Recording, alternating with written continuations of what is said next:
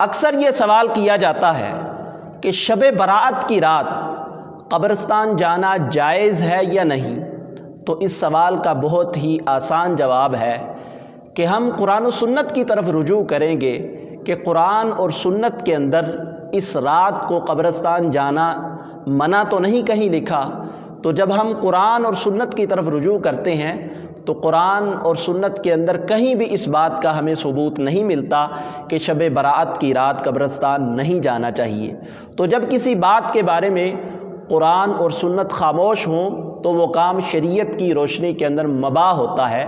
جائز ہوتا ہے۔ بلکہ حدیث شریف کے اندر یہاں تک آتا ہے کہ رسول اللہ صلی اللہ علیہ وسلم نے فرمایا کہ زوروا القبور فإنها تذکرکم الآخرہ، کہ حضور صلی اللہ علیہ وسلم نے فرمایا کہ تم قبروں کی زیارت کرو، اس سے تمہیں آخرت کی یاد آئے گی۔ تو حدیث کے اندر تو اس بات کا ذکر ہے کہ انسان کو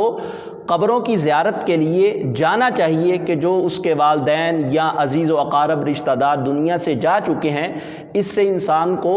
آخرت کی یاد آتی ہے۔ تو حدیث کے اندر تو اس بات کا حکم ہے کہ انسان قبروں کی زیارت کے لیے جائے،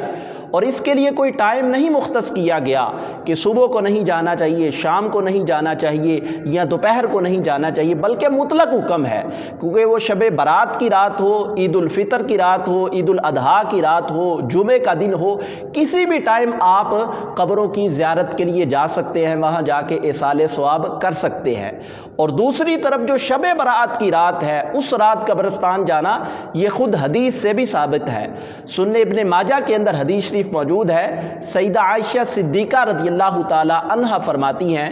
کہ ایک رات میں نے حضور علیہ السلام کو اپنے بستر پر نہ پایا، تو آپ کہتی ہیں میں آپ کی تلاش کے اندر نکلی تو حضور صلی اللہ علیہ وسلم بقیع کے قبرستان کے اندر موجود تھے، اور آپ صلی اللہ علیہ وسلم نے اپنا سر انور آسمان کی طرف اٹھایا ہوا تھا اور اللہ کی بارگاہ کے اندر دعا کر رہے تھے۔ تو حضور صلی اللہ علیہ وسلم جب گھر آئے تو آپ صلی اللہ علیہ وسلم نے فرمایا کہ اے عائشہ،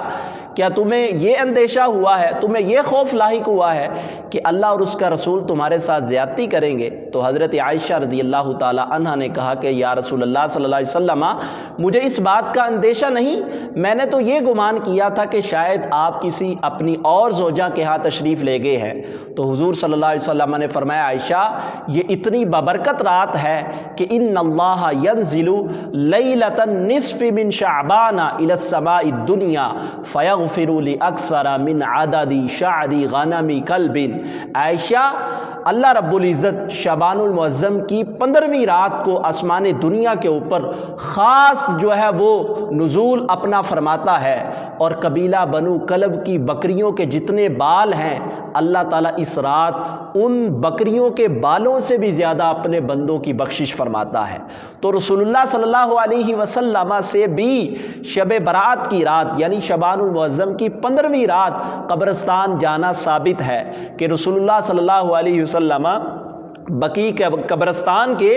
اور حضور علیہ السلام نے اس رات شب بیداری بھی کی اور جا کے قبرستان جو ہے وہ فوت شدگان کے لیے دعا بھی کی۔ تو اس لیے اس رات قبرستان جانا اس کے اندر کوئی حرج نہیں، بلکہ حدیث کے اندر اس بات کا حکم ہے کہ انسان قبروں کی زیارت کے لیے جایا کرے۔